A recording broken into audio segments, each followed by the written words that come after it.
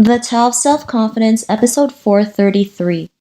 Welcome to the Tao of Self-Confidence, where I share stories of amazing women who have discovered their inner journey to self-confidence. Visit our website at thetaoofselfconfidence.com. Your inner journey to self-confidence awaits. Well, hello friend. Welcome to the Tao of Self-Confidence, where I share stories of amazing women who have discovered their inner journey to self-confidence. I'm your host today, Sheena Yap Chan, and today I have a phenomenal lady on the show today. She's a journalist and also the creator of the chocolate podcast, The Slow Melt, and I'm really excited to have her on and share her story with us today. So without further ado, I'm going to introduce you to Simran Sethi. Simran, how are you today? Maybe you can fill in a little bit more about yourself to our listeners. I'm doing well, thanks. I am a journalist. I'm the author of the book Bread, Wine, Chocolate, The Slow Loss of Foods We Love, which charts the stories of changes in food and agriculture told through bread, wine, coffee, chocolate, and beer. And I am the host and creator of the first podcast to kind of take people behind the chocolate bar and tell the full story of chocolate. And it is called The Slow Melt. Awesome. Well, thanks for sharing that. And Simran, what's your cultural background? I am of Indian descent. Thanks for sharing that. And what would be your favorite self-confidence quote? Probably looking at the life of someone like Mahatma Gandhi, who led a very complex life and one that's riddled with kind of challenge. But one of the things that's really struck me is and this quote has been co-opted and kind of excerpted in weird ways. But what he said was, first, be the change you wish to see in the world, which often gets paraphrased to, or shortened to, I should say, be the change you wish to see. But fundamentally, he was talking about starting from the self, and that before kind of any external change was created, that we had to create the conditions within ourselves for moving boldly and differently through the world. Thanks for sharing that. And I always believe, especially, learning to be ourselves and having self-confidence, it does have to start with ourselves, working from within so it can come out into the world. So I really love that quote that you mentioned. And in your own words, how do you define self-confidence? I think self-confidence is about feeling a clear sense of purpose, regardless of kind of what the world around you may say. So, for example, when I first set out on doing the initial work that I did in television, my parents had said to me, like, we immigrated to the United States from Germany, and I'm of Indian origin, as I mentioned. And so they had a very clear idea. They wanted me to be either a doctor, a teacher, a lawyer, a kind of religious figure, or an engineer. And so when I started working in television, that wasn't within the parameters of what I had been told I could do or what I could be. And so there was just a clear sense that, like, storytelling mattered, and I progressed in that throughout my career. And so for me, self-confidence is about maybe self-awareness coupled with courage, I guess. Thanks for sharing that. And that's something we all go through, right? Especially growing up in an Asian culture, we're just told what to do. It's like, if you're not the doctor, the lawyer, the engineer, or the teacher, it's like, that's not how life is lived, and not realizing, like, there's so many ways to live life, right? You can be who you want to be. And sometimes, we have to do things that other people might not, see as something good. But if we know in our heart that that's what we want, we should go out there and go after it. And what was your life like before your discovery of self-confidence?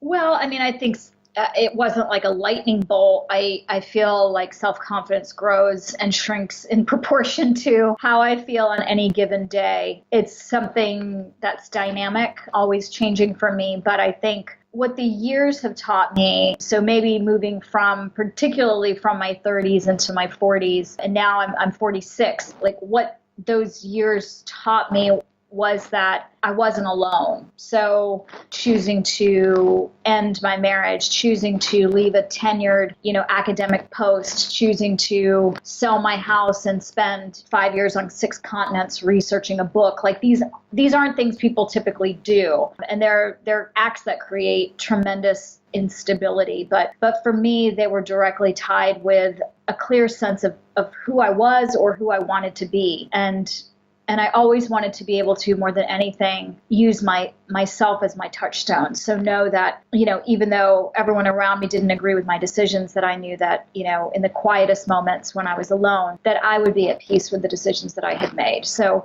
I would say that has come over time. And then realizing that, like I mentioned, maybe like 6 years ago, realizing I wasn't the only person doing that stuff, that there were a lot of other people who were choosing to live their lives in ways that seemed, maybe against the norm, maybe not the most lucrative, maybe not the most fame seeking or whatever it was. I mean, that they had made decisions that were in integrity with who they were or who they wanted to be. And so that's been really cool. And I think a lot of that has also come from like leaving that job and traveling a lot. And so I've had the chance to meet so many people, living their true mission and manifesting their values in so many different ways. Thanks for sharing that. And I love how you mentioned, you went, all these realizations that you had in the years. And I think the best thing is learning that we're never alone when it comes to this journey. Sometimes we feel like we're the only ones who kind of live a different life, not realizing like there's so many other people out there who are doing it. Maybe we just don't hear it as much. And the more that we can see that there's more people out there who choose to, like you mentioned, travel the world, leave a job that they hate, or, leave a marriage that's not, that's not working, it's okay. There's nothing wrong with that. Sometimes things just don't work out the way you want, and there's better things out there. And, because of your realization, what's your life been like now? Yeah, well, I want to back up a minute and say I didn't hate my job, but I knew that I could find greater fulfillment doing something else. I'm sure many people would have stayed in their marriage because that's the thing that you're supposed to do, but I longed for a different kind of partnership. So it wasn't that these things weren't okay. It was that I had the self-confidence to know that I would be okay even if I wasn't in these particular situations. I haven't really settled back down since I started traveling for my book, and that's been pretty interesting. In the last couple of years, I've made Melbourne, Australia, my home base, Istanbul, Turkey. I'm now spending the next few months in Rome, Italy. My book was just translated into Italian. And so I think I've had a wildly adventurous and exciting time of it lately, and I'm often quite tired. Like my body doesn't know what time zone to land in, but it's really interesting to kind of come to a place where I guess I'm nourished in completely different ways. And I feel pretty darn good about things now. Yeah. Thanks for sharing that. And to the woman who's listening to your episode, she may be in her own journey of self-confidence. What would be that one tip you would give to her? Well, I would just say keep on, that if you take time to get really quiet and just sit quietly, maybe walk in nature without headphones on or meditate, that there are always these smaller voices that emerge, that kind of, I think, are our truest, deepest selves. And for me, that's also the place where self-confidence comes from. I mean, we can't really be confident in kind of who we are and how we're moving in the world if we don't really understand ourselves. So I think taking a little time to nurture that voice and to believe in yourself, and whatever your dream is, like it's real and it's true and it's possible, and to let yourself really imagine what that can be and then live into it. Thanks for sharing that. And that was a great tip that you mentioned. And if our listeners wanted to get to know a little bit more about you and what you do, check out your book or check out your podcast, is there any links or social media profiles we can connect with? Yeah, so you can find me on Twitter and Instagram at Simran Sethi. That's SIMRANSETHI. You can also find me on my website, which is simransethi.com, or you can go to theslowmelt.com and check out the podcast and find me through there as well. Thanks for sharing that. And to our listeners, if you want to connect with Simran, you can also head on over to the taoofselfconfidence.com and search for Simran's name. Her show notes will pop up along with everything else we talked about. And I really just want to thank Simran for taking the time to share her story and tips with us on self-confidence. So thank you so much. My pleasure. Thank you.